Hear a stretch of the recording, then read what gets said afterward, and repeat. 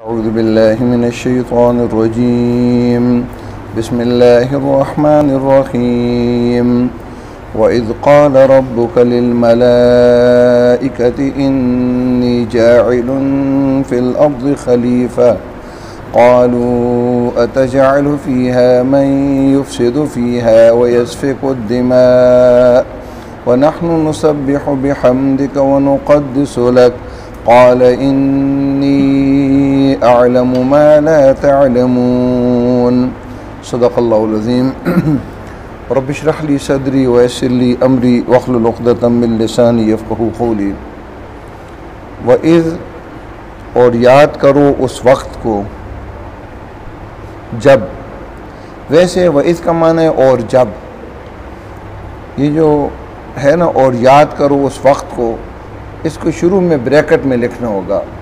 Bracket میں جو لفظ آ جائے تو اس کا مطلب ہوتا ہے کہ قرآن کے الفاظ میں یہ معنی موجود ہے، لفظ موجود نہیں ہے، اس کو مخصوص کہتے ہیں۔ یعنی یاد اور اس کے بعد بریکٹ شروع، یاد کرو اس وقت کو۔ یہاں اذکر مخصوص ہوتا ہے، مخصوص کا مطلب بھی ہوتا ہے معنی موجود ہے، لفظ موجود نہیں ہے۔ اور یاد کرو اس وقت کو، پھر بریکٹ بند، اس کے بعد جب، وہ کا معنی اور، اس کا معنی ہے جب۔ اور یاد کرو اس وقت کو جب قال کہا رب کا تیرے رب نے للملائکۃ فرشتوں سے، انی جاعل بے شک میں بنانے والا ہوں، فی الارض زمین میں، خلیفہ جانشین۔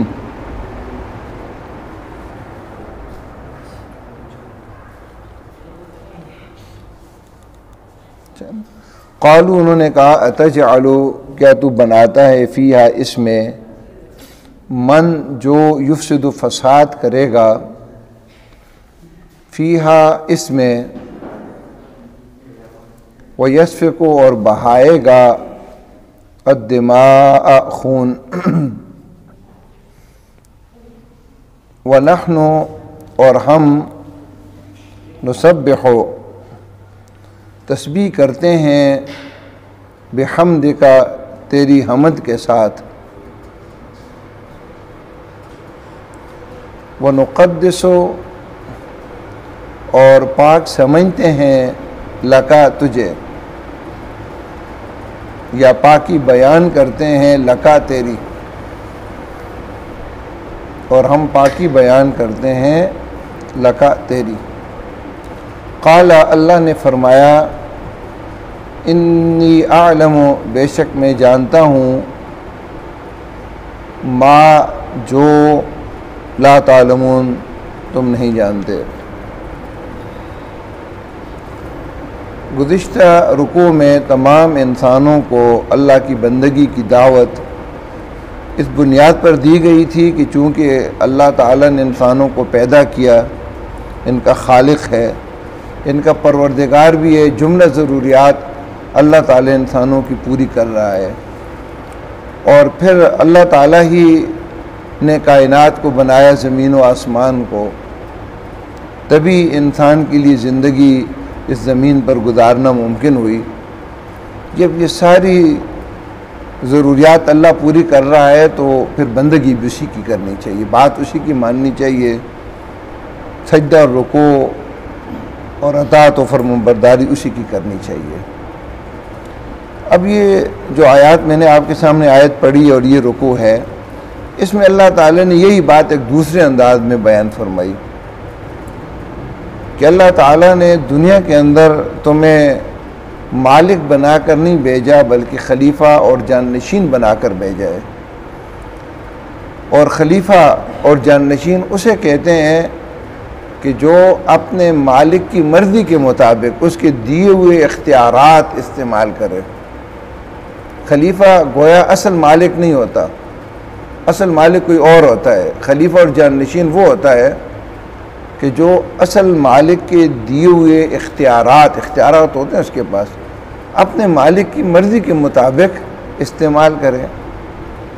ایک مثال کے ذریعے سے میں بات سمجھاتا ہوں جس طرح ایک کلاس کے اندر اصل ذمہ داری استاد کی ہوتی ہے، لیکن وہ کسی کام کے لیے جب کلاس سے جاتا ہے تو اپنی کلاس کے سب سے جو اچھا کوئی طالب علم ہو تو اس کو اپنا مانیٹر بنا لیتا ہے، جانشین بنا لیتا ہے، اور اسے کچھ ہدایات اختیارات دیتا ہے۔ مثلا جو لڑکا سبق نہ پڑھے تم اس کو کھڑا کرو، یہ کرو، وہ کرو، یہ کرو، اس کو کچھ ہدایات دے دیتا ہے۔ اب استاد نکلنے کے بعد مانیٹر سمجھے میں تو مالک بن گیا، اصل تو میرے اختیار میں ہے۔ تو استاد نے کہا تھا جو سبق نہ پڑھے اس کو کھڑا کرو، اس نے کہا کہ ذرا ڈنڈے سے اس کو مار بھی دوں۔ اپنی مرضی کے مطابق اب سارے کام کر رہا ہے، یہ باغی اور سرکش ہو گیا ہے۔ استاد جب بھی آئے گا اس کو سزا دے گا۔ زمین پر بھی انسان کو اللہ رب العزت نے کچھ اختیارات دیے ہیں۔ یہ ہمیں جو اختیارات دیے گئے کسی مخلوق کو نہیں دیے گئے۔ ایک کام کرنے نہ کرنے کا جو اختیار ہے، مثلا آزان ہوتی ہے نا، نماز تو سب پر فرض ہے لیکن کچھ ہی لوگ آئے ہیں نا، باقی تو نہیں آئے۔ ایسا تو نہیں ہے کہ زبردستی فرشتے آ کر ان کو پکڑ کر مسجد میں لائیں۔ ہاں، اسلامی اگر حکومت ہوئی تو اس کو اللہ تعالیٰ نے حکم دیا کہ لوگوں پر زبردستی وہ نماز پڑھوائے گی، جو نہیں پڑھے گا اس کو سزا دے گی۔ لیکن بہرحال اس دنیا کے اندر انسان کو اللہ تعالیٰ نے اختیارات دیے اور ساتھ احکامات بھی بھیج دیے، ہدایات بھی بھیج دیں۔ اب ایک بندہ اللہ تعالیٰ کے احکامات کے ہدایات کے مطابق جب اختیارات کو استعمال کرتا ہے تو اس کا مطلب یہ ہوتا ہے کہ وہ ایک مطیع اور فرما بردار خلیفہ اور جانشین ہے۔ لیکن ایک آدمی اللہ تعالیٰ کی احکامات کی اور ہدایات کی پرواہ نہیں کرتا، کسی اور کے احکامات اور ہدایات کے مطابق اختیارات استعمال کرتا ہے یا اپنی مرضی کے مطابق کرتا ہے، ان دونوں صورتوں کے اندر وہ باغی اور سرکش خلیفہ بن جاتا ہے۔ اس کی سزا کیا ہے؟ اس کی سزا قتل ہے۔ کسی حکومت کا کوئی آدمی اگر بغاوت کر دے، کوئی آدمی کہے میں آئین پاکستان نہیں مانتا، میں کسی کو نہیں مانتا، تو باغی کی سزا وہ قتل ہے۔ لیکن اللہ رب العزت نے چونکہ امتحان کے لیے انسانوں کو بھیجا ہے تو ایسا نہیں ہوتا کہ ایک آدمی جو ہی یہ خلیفہ بغاوت پر اتر آئے تو اوپر سے کوئی آسمان سے پتھر گرے یا اس کے دل کی حرکت اللہ ساکت کر دے وہ مر جائے۔ ویسے سزا یہی ہے۔ اللہ تعالیٰ نے قرآن میں یہ ذکر بھی کیا ہے وَلَوْلَا كَلِمَةٌ سَبَقَتْ مِن رَبِّكَ لَقُضِيَ بَيْنَهُمْ او کما قال اللہ تعالیٰ۔ اللہ تعالیٰ نے کہا پہلے ہی ایک بات اگر طے نہ ہوتی تو اللہ تعالیٰ فیصلہ کر دیتا۔ اور فیصلہ کیا ہے کہ کوئی بندہ اگر اللہ کی جو اس کو اللہ نے اس کو خلافت جانشینی دی ہے نا، اس کی بغاوت کرے تو اسی وقت وہ پکڑا جائے اس جرم کے اندر، لیکن اللہ تعالیٰ جلدی سزا نہیں دیتا۔ یہ اس کی مہربانی ہے، اس نے ایک مہلت پہلے ہی دی ہوتی ہے کہ اس بندے کو میں نے اتنی مہلت دی ہے یا اس قوم کو میں نے اتنی مہلت دی ہے۔ ایک اور بات کی میں وضاحت کر دوں، یہ آیت بڑی اہم ہے کیونکہ اس آیت کے اندر انسان کی اس کائنات میں حقیقت اور اس کی حیثیت کیا ہے۔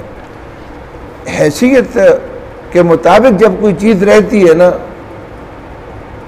تو وہ چیز بڑی کارآمد بھی ہوتی ہے، قیمتی بھی ہوتی ہے، اور اپنی حیثیت اگر کھو بیٹھے یا اپنی حقیقت چھوڑ دے تو اس کے بعد وہ ضائع ہو جاتی ہے، اس کا کوئی ویلیو نہیں ہوتی۔ یہ موبائل سیٹ کتنے قیمتی کیوں نہ ہو، اگر خراب ہو جائے تو کوئی اس کو اپنی جیب میں نہیں رکھے گا، اس سے سستا موبائل لے گا کیونکہ اپنا کام اس نے چھوڑ دیا۔ تو اس آیت مبارکہ کے اندر اللہ نے انسان کی حقیقت بیان کی ہے اور اس کی حیثیت اس کائنات میں کیا ہے وہ بیان کی ہے۔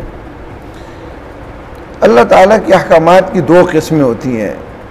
ایک وہ احکامات ہوتے ہیں جن کو جو ہے نا تکوینی احکام کہتے ہیں، جو اللہ ارادے سے کر رہا ہے، جس کو قرآن کہتے ہیں کن فیکون، اللہ ارادہ کرتا ہے وہ ہو جاتا ہے۔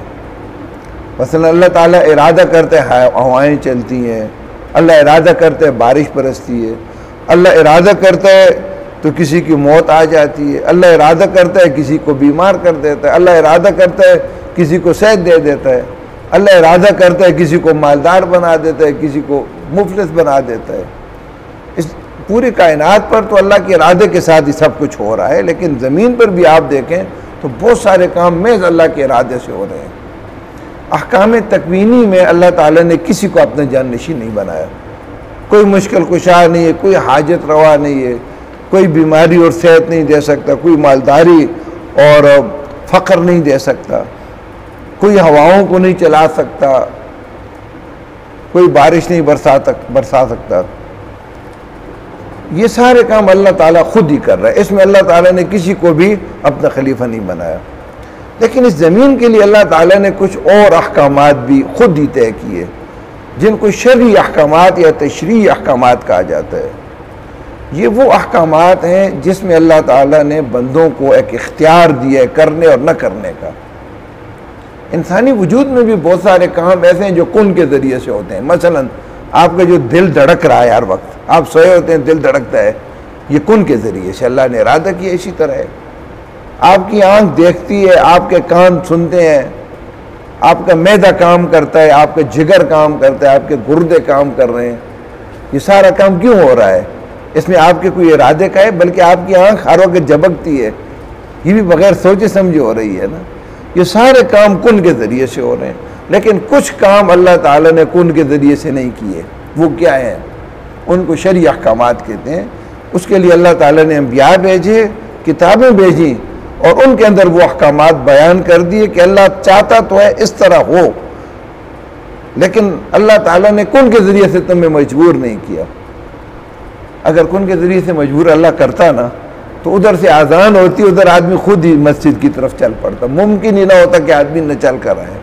لیکن اللہ نے ایسے نہیں کیا۔ امتحان بس اس میں ہے، انسان کو بھی اللہ نے خلیفہ ان شرعی احکامات میں جو ہے نا یہ بنایا ہے۔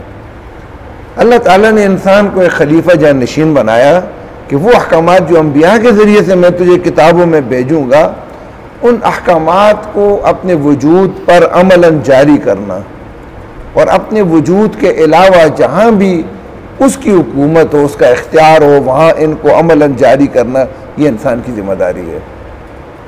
یہ خلافت جو ہے نا، ایک تو بڑی خلافت ہوتی ہے حکومت نا، ہر بندے کو اللہ نے خلافت دی ہے۔ ہر بندہ اپنے کم از کم اپنے یہ جو جسم ہے نا، یہ کائنات ہے، چھوٹی کائنات ہے، اپنے چند فٹ وجود کے اوپر اللہ تعالیٰ کے ان شرعی احکامات کو نافذ کرنا، یہ اس کی ذمہ داری ہے۔ خلیفہ ہے، جانشین ہے اللہ کا۔ اللہ چاہتا تو خود ہی کر سکتا تھا یہ کن کے ذریعے سے، لیکن اللہ تعالیٰ چونکہ انسان کے امتحان لے رہا ہے، اس لیے اللہ تعالیٰ نے کن کے ذریعے سے احکامات جاری نہیں کیے، بلکہ انسان کو کہا کہ وہ خود جاری کرے۔ اب ہم اپنے وجود پر نماز پڑھانا، اس پر حلال کھلانا، حرام سے اس کو بچانا، زبان کو غیبت اور گناہوں سے بچانا، آنکھ کو آنکھ کی بدکاریوں سے بچانا، کان کو کانوں کے جرائم سے بچانا، اور جسم کے لیے جو اللہ کے احکامات ہیں ان پر عمل کروانا، اب یہ میری اور آپ کی ذمہ داری اس وجود پر یہ عمل کروانے کی۔ گویا یہ خلافت ہر بندے نے اپنے وجود پر خود قائم کرنی ہے، خلیفہ بننا ہے۔ لیکن اگر اس نے نہ کیا تو ممکن ہے فوراً عذاب آ جائے، نہ بھی آئے تو مجرم اور باقی ہوگا۔ اللہ تعالیٰ قیامت کے دن اسے کہے گا میں نے تجھے خلیفہ بنایا تھا، جانشین بنایا تھا۔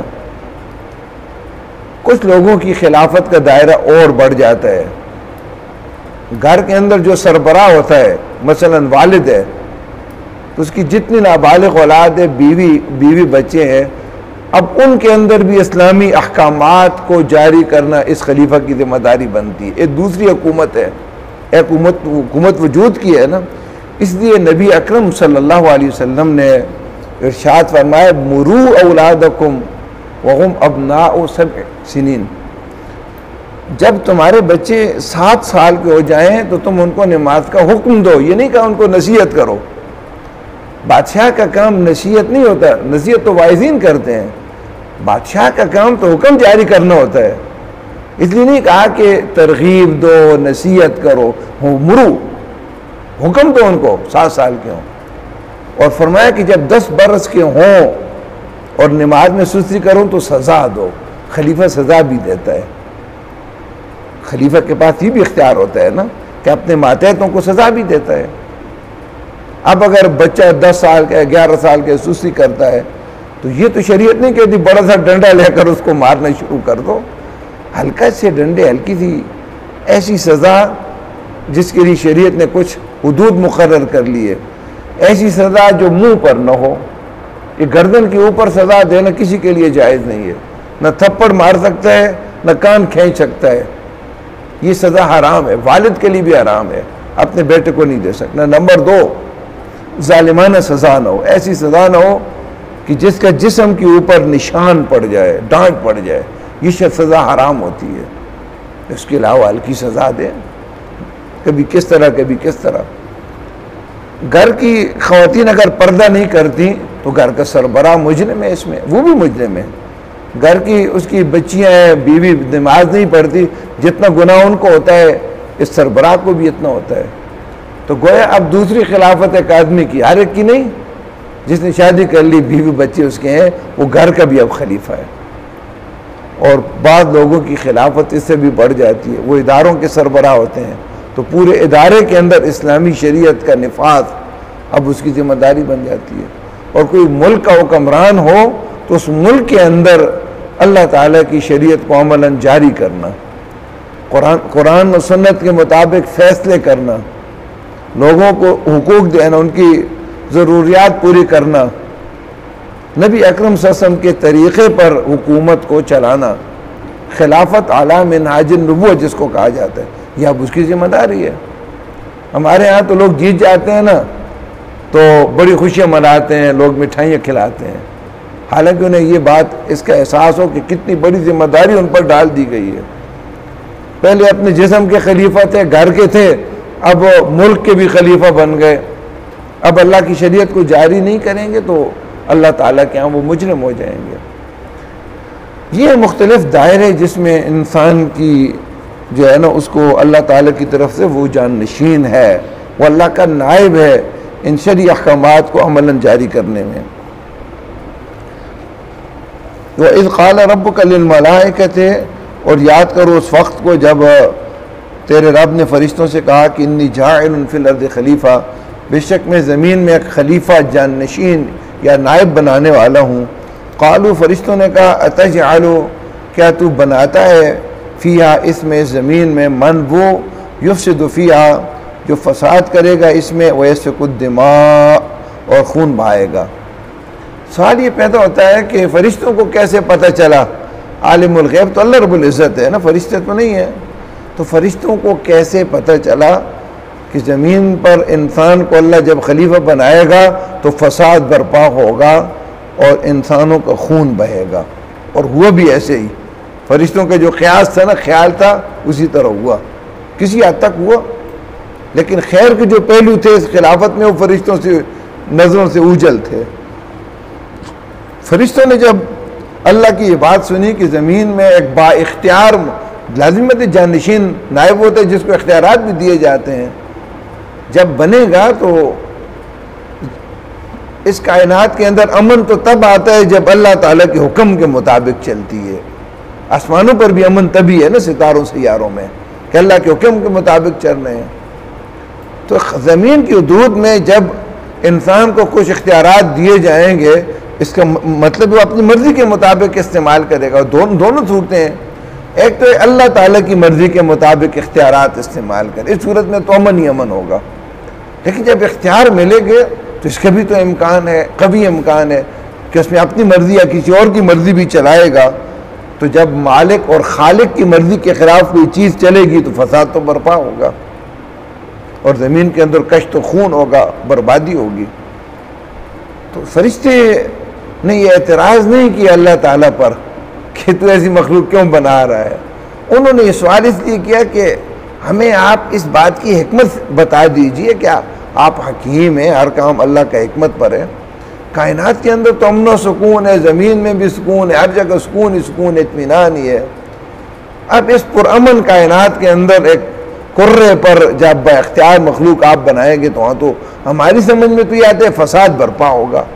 اب کون سی اتنی بڑی حکمت ہے کہ جس کی وجہ سے اس جو ہے نا یہ کام کیا جا رہا ہے؟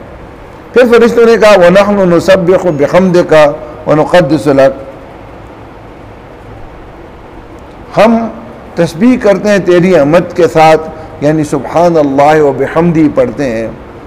اور نسبح کا معنی یہ بھی ہے کہ تیری کائنات کے اندر ہم سعی کرتے ہیں، کوشش کرتے ہیں، جو کام ہمارے سپرد کیے جاتے ہیں وہ کر رہے ہیں، اور نقدس لک، اور تیری پاکی بیان کرتے ہیں اور تجھے پاک سمجھتے ہیں۔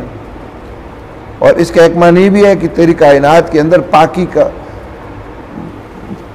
کرتے ہیں، یعنی ہر چیز، ہر جگہ، ہر مقام پر پاکی کا کام ہم کرتے ہیں، یعنی کہیں بھی ایسا نہیں ہے کہ کوئی اس کائنات کے اندر گڑبڑ ہو، ہم سارا کام تو ہو رہا ہے۔ قال انی عالم، اللہ نے کہا بے شک میں جانتا ہوں ما لا تعلمون، جو تم نہیں جانتے۔ آگے اس کی وضاحت بھی آئے گی۔ حکمت جو ہے نا آدم کو بنانے کی اور انسان کو ویسی تقریب، اس کی حکمت ہے میں جانتا ہوں، تمہیں معلوم نہیں، تم نے صرف اس کا ایک پہلو دیکھا۔ اصل میں اللہ تعالیٰ کی کائنات اللہ کی اطاعت پر مجبور ہے، ساری کائنات مجبور ہے، اس کی بس میں نہیں ہے کہ اللہ کی نافرمانی کر سکے۔ اللہ کی اطاعت تو ہو رہی ہے نا ساری، لیکن اس اطاعت کرنے میں مخلوق مجبور ہے۔ اللہ تعالیٰ نے چاہا کہ ایک مخلوق بناؤں، اس کو با اختیار کر دوں اور پھر میری اطاعت کرے، اللہ بس یہ چاہتا تھا۔ اس کے لیے سورہ احزاب میں آتا ہے کہ جب اللہ نے یہ منصوبہ بنا لیا تو آسمانوں، پہاڑوں اور زمین کے سامنے یہ بات رکھی۔ آسمانوں کو کہا کہ کیا تم اس بات پر تیار ہو کہ تمہیں آزادی دے دوں، اپنے اختیار سے تم کام کرو، پھر تمہیں میں احکامات دوں اور پھر تم ان کی مجبور ہو کر اطاعت نہ کرو، اپنی مرضی سے کرو، پھر اگر کرو تو تمہیں انعام دوں، نہ کرو تو عذاب دوں۔ تو یہ آسمان تھر تھر کانپنے لگے، کہا کہ ایسی جنت جس کے راستے میں دوزخ کے کھٹکے ہوں نا، اس سے ہمیں ڈر لگتا ہے، ہمیں نہیں ماننا، بس ہم مجبور ہو کر کام کریں گے پھر ختم ہو جائیں گے، ہمیں کسی انعام کی ضرورت نہیں جس انعام کے راستے پر خطرات ہوں۔ پھر اللہ تعالیٰ نے پہاڑوں، زمین کے سامنے یہ بات رکھی کہ اب تو مجبور ہو کر میری اطاعت کر رہی ہے نا، میرے حکم کی پابند ہے، اگر تجھے آزادی دے دوں اور پھر تمہیں احکامات دوں اور اگر تو مانے تو پھر اجر دوں، انعامات دوں، نہ مانے تو عذاب دوں۔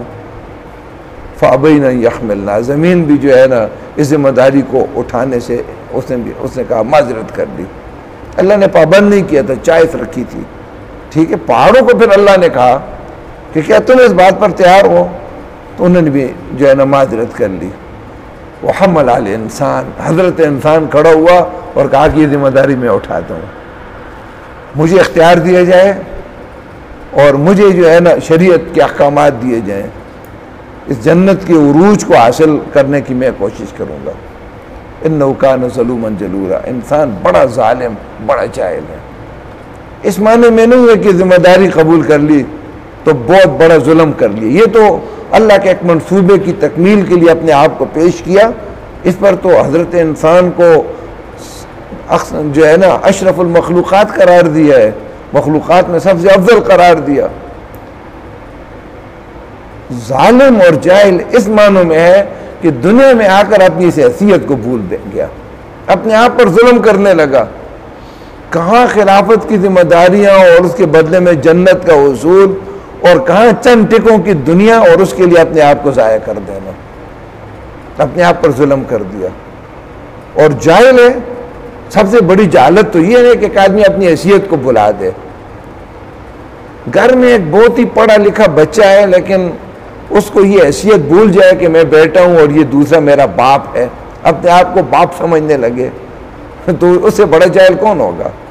اس دنیا کے اندر کوئی سائنسدان ہے، کوئی ڈاکٹر ہے، کوئی جو بھی ہے، ماہر فلکیات ہے، لیکن اس حیثیت کو بھول گیا کہ میں خلیفہ ہوں، نائب ہوں، اور نائب کی حیثیت سے میں نے رہنا ہے، اور نائب کا کام یہ ہوتا ہے کہ مالک کے احکامات کے مطابق وہ کام کرے۔ اور یہ بہت بڑی ذمہ داری انسان نے خود اٹھائی ہے، زبردستی اس پر نہیں ڈالی گئی۔ اب اس کی کیفیت کیا تھی اللہ ہی بہتر جانتا ہے، کہ تمام انسانوں نے اقرار کیا یا تمام انسانوں کا نمائندہ کسی انسان کو بنائے گی، یہ تو غائب کی چیزیں اللہ ہی بہتر جانتا ہے نا۔ لیکن انسان جس میں میں اور آپ سب شامل ہیں، ہماری رائے بھی اس میں شامل ہے، ہم نے یہ ذمہ داری خود اٹھائی ہے کہ ہم یہ کام کریں گے۔ اب دنیا میں آ کر اگر اس کام کو ہم بھول گئے، اصل کام دنیا میں کیا ہے؟